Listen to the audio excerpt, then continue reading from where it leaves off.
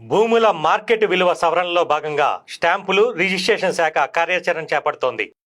అందులో భాగంగా అధికారులు మంగళవారం రాష్ట్ర వ్యాప్తంగా రెవెన్యూ కార్యాలయాల నుంచి సర్వే నెంబర్ల సేకరణ ప్రారంభించారు.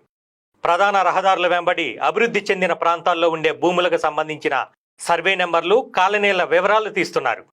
ఆర్డీఓలు, తహసీల్దార్ కార్యాలయాల్లో దస్త్రాల పరిశీలన చేపట్టారు. తెలంగాణ భూముల మార్కెట్ విలువల మార్గదర్శకాలు 1998 సవరణ అనుసరించి బహిరంగంగా అమలవుతున్న ధరలపై అధికారులు దృష్టి సారించారు. కొన్ని జిల్లాల్లో రెవెన్యూ, పురపాలక, పంచాయతీరాజ్ సర్వే అధికారులతో స్టాంపులు రిజిస్ట్రేషన్ శాఖ అధికారులు భేటీ అయ్యారు. పురపాలక, నగరపాలక సంస్థల పరిధిలో భూములను అభివృద్ధి చేసి వేలంను నిర్వహించిన సమయంలో పలికిన ధరను పరిగణలోకి తీసుకుంటున్నారు. హైదరాబాద్ పరిసరాల్లో హెచ్ఎండిఏ నిర్వహించిన వేలంలో వచ్చిన ధరలు, స్థలాలకు చెల్లింపు ధరలపై ఆరాధిస్తున్నారు. హైదరాబాదు శివార్లు, జిల్లా కేంద్రాలు, పట్టణాల్లో స్థిరాస్తి సంస్థలు చేసే విక్రయాల్లో ధరల అమలు తెలుసుకుంటున్నారు.